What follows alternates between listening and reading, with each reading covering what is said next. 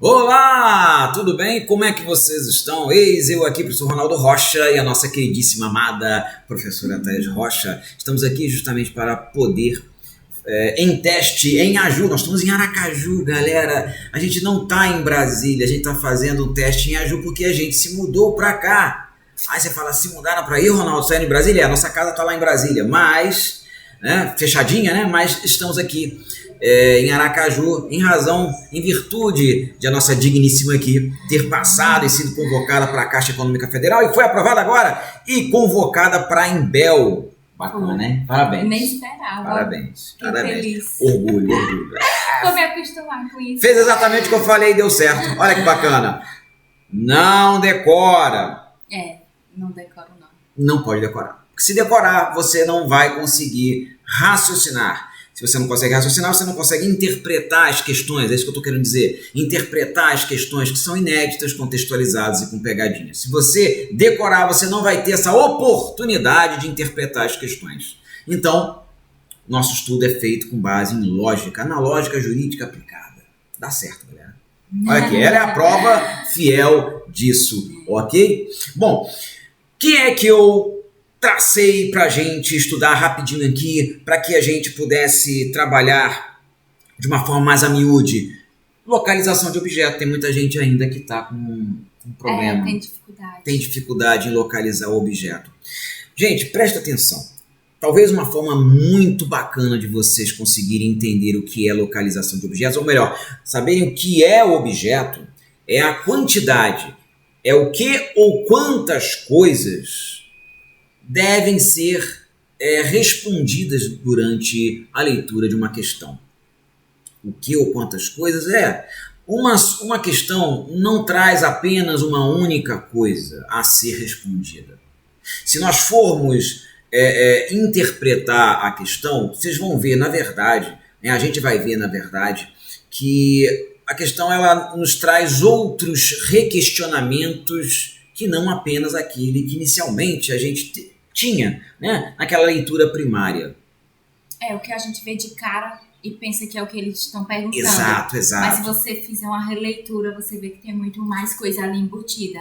E é exatamente nessas coisas embutidas que se escondem, que os examinadores colocam as malditas pegadinhas, meus amores. Então a gente não pode dar mole pra Kojak, bicho, porque senão o cara carca a gente na hora da prova. A gente estudou, a gente sabe o assunto, mas isso é o suficiente? Não, isso não é o suficiente. Você tem que saber como aquele assunto é cobrado, saber as variáveis, né, de aquele assunto ser analisado.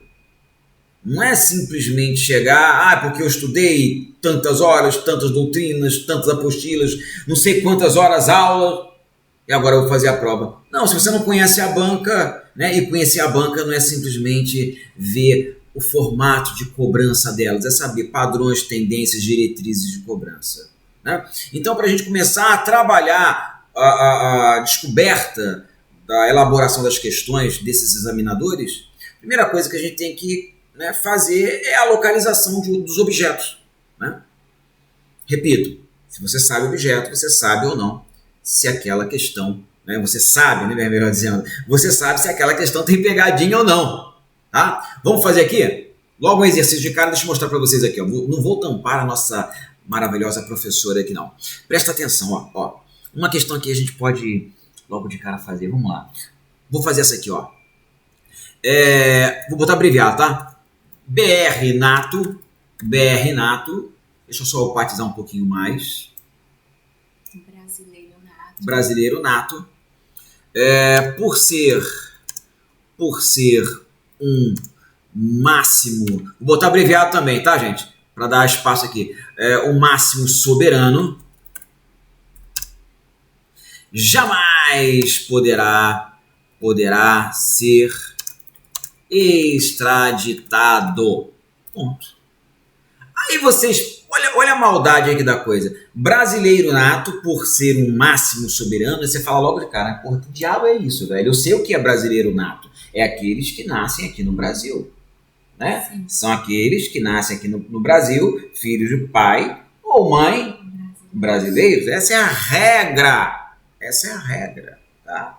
Tem exceções? Tem exceções sim. Né? Que nós vamos ver lá no nosso capítulo da nacionalidade. Né? No capítulo reservado, né? Para poder entender a relação entre a soberania e a nacionalidade. Mas vamos aqui voltar para a questão. Presta atenção. Brasileiro nato, você sabe o que é, né? Por ser um máximo soberano, primeira coisa, primeiro objeto. Né? Brasileiro nato pode ser chamado de máximo soberano? Brasileiro nato jamais poderá ser extraditado? Logo de cara você tem dois objetos aí. Dois objetos, portanto, duas possibilidades de pegadinhas. Então vocês têm que buscar o fraseado ou a oração que seja dominante. Olha lá, brasileiro nato jamais poderá ser extraditado? Brasileiro nato, por ser o máximo, ou seja, brasileiro nato pode ser chamado de máximo soberano?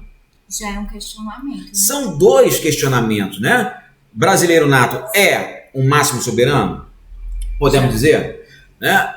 Brasileiro nato jamais poderá ser extraditado. Então, gente, vocês têm que ter o feeling de extrair esses requestionamentos na hora da leitura da questão. Isso aqui que eu estou passando é o básico, tá? Isso aqui que a gente está passando aqui, que a professora Thaís está fazendo as inferências aqui. E eu percebo que antes, né, eu lia direto. Uma questão como essa, eu saía lendo direto, quando eu não tinha esse conhecimento. E hoje, qualquer questão de prova, eu vou quebrando nessas orações. Por exemplo, ali, brasileiro nato por ser o máximo soberano. Aí eu já boto uma interrogação ali. Opa, isso aqui é um questionamento. E a gente vai quebrando as orações em pequenas partes e descobrindo onde está certo, onde está errado, o que é uma pegadinha, o que não é uma pegadinha. Isso ajuda muito. Olha que interessante, né?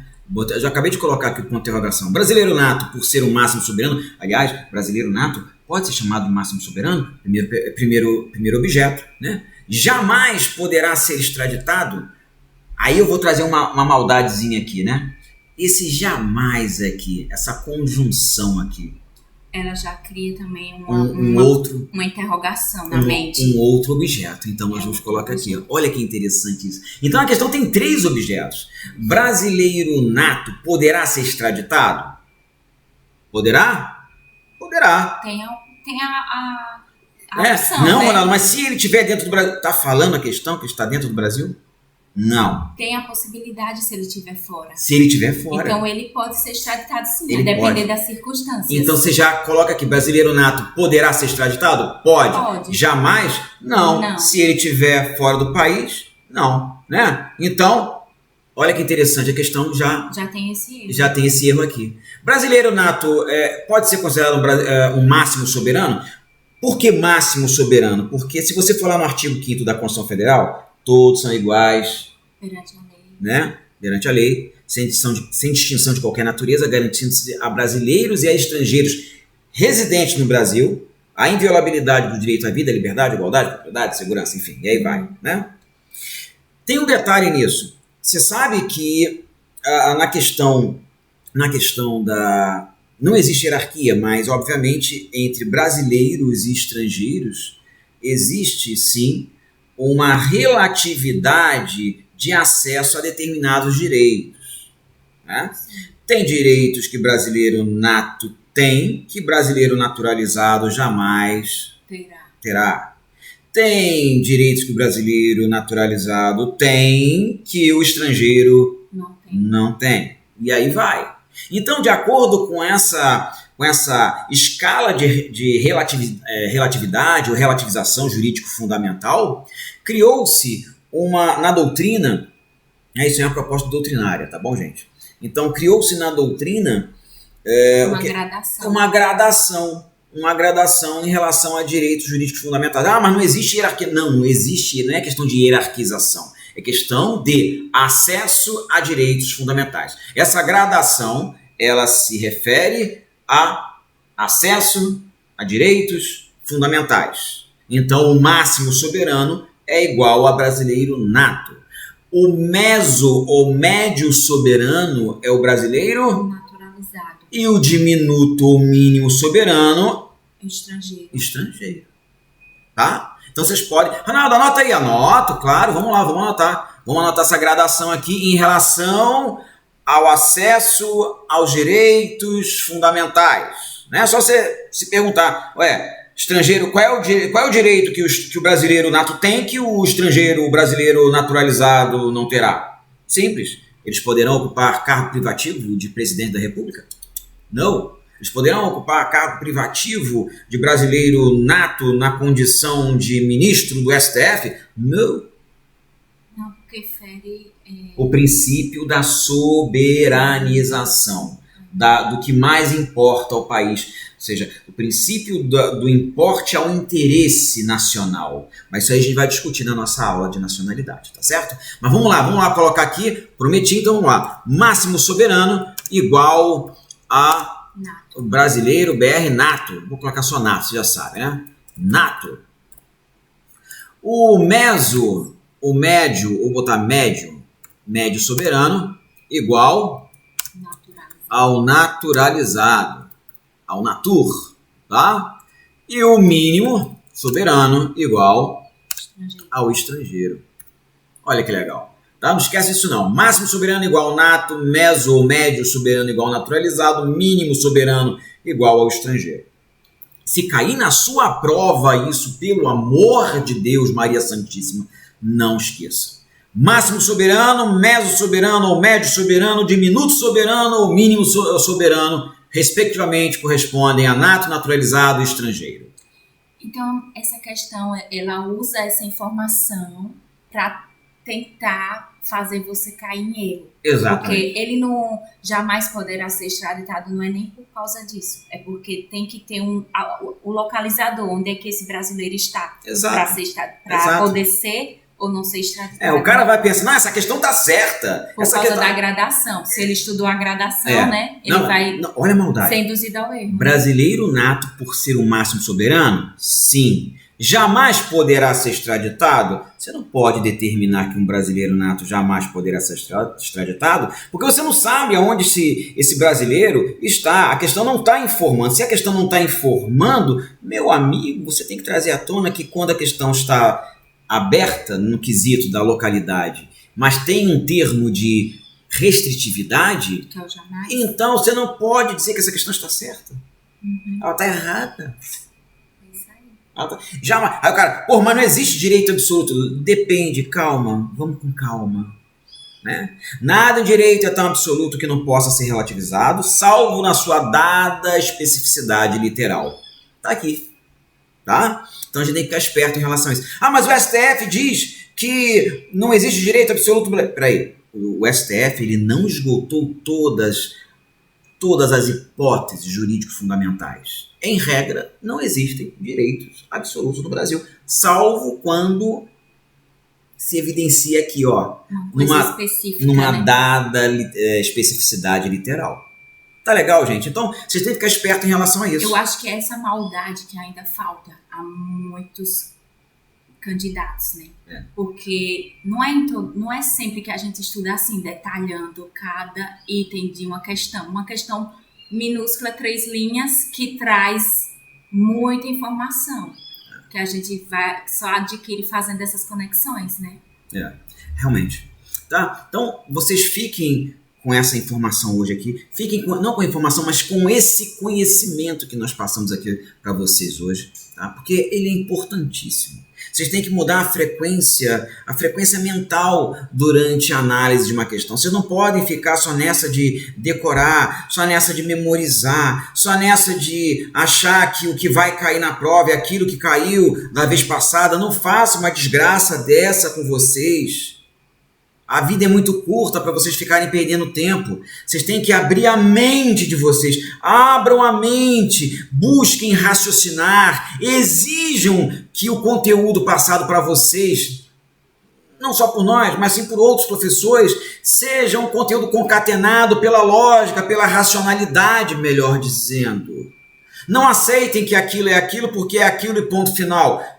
Por favor. Não façam isso, porque na hora da prova as questões são inéditas, contextualizadas e com pegadinhas. E se elas são assim, logo você tem que aprender a interpretar. Só que para você aprender a interpretar, você tem que estudar com lógica. Logo, você não pode ficar memorizando, decorando. Você está vendo o ciclo da coisa? Você está vendo como é que obedece, como é que devemos obedecer um novo ciclo? A gente tem que fazer uma ruptura desse ciclo para poder crescer. Só ler não vai ser suficiente. Você vai adquirir boas informações, mas tem que ter esse aprofundamento. Sabe, puxar uma coisa ligando a outra e por que aquilo liga àquela outra coisa. Fazer esses exercícios mentais que só a leitura e saber aquelas coisas que todo mundo já sabe, porque todo mundo já está buscando isso, né? Ficar, se aprofundar de alguma forma. Muitos ainda não sabem o caminho e a gente traz uma coisa que a gente faz e funciona e que te adianta muito no seu tempo de estudo, em tudo. Então, siga a gente, né? Continue aí, porque a gente vai trazer sempre essas dicas do que a gente aplica aqui na mentoria e que pode te ajudar. Às vezes você está há muito tempo já lendo doutrinas, estudando, tem que ler mesmo, mas falta esse amadurecimento de ler e interpretar aquilo que lê. E muitas vezes o livro não traz a explicação daquilo que está escrito, e aí você, a partir desses insights que a gente vai dando aqui, você consegue começar a amadurecer aquilo e você mesmo achar as respostas daquilo que o livro não trouxe. E isso amadurece seu estudo, te faz caminhar mais rápido, né, na sua aprovação. Perfeito. Ronaldo, a questão está certa ou está errada? Vamos voltar aqui. A questão está errada. Errada. Ronaldo, mais uma vez, mas o brasileiro nato não pode, não está dizendo a Constituição que o brasileiro nato jamais será extraditado? Está falando de acordo com a Constituição? Não. Está falando que onde o brasileiro nato se encontra? Não, só dá uma revisada. Olha o passarinho, gente, aqui. Que lindo. Olha que legal. Ai, pena que não tem como mostrar. Não, tem, vem cá. Vou. Não, tô aqui. Ele quer entrar, Ronaldo, ele quer entrar.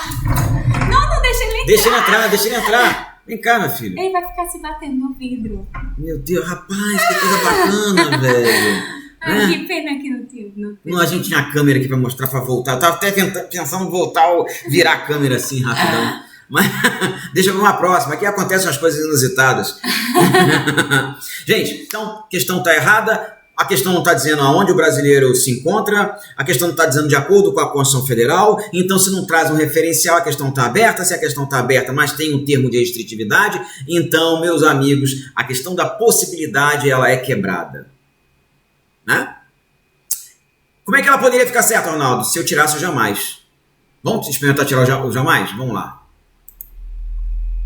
Olha aí.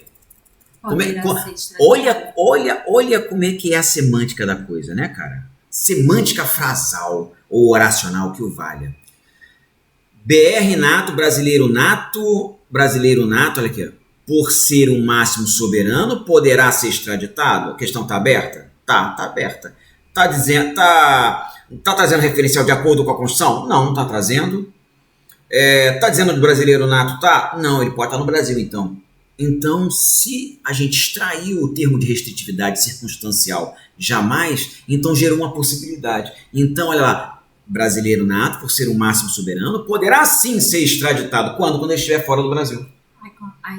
Aí a questão acaba ficando certa, né? Ou seja, de errada acaba ficando certa. Agora, pelo fato de termos aqui um jamais, arrebentou a questão.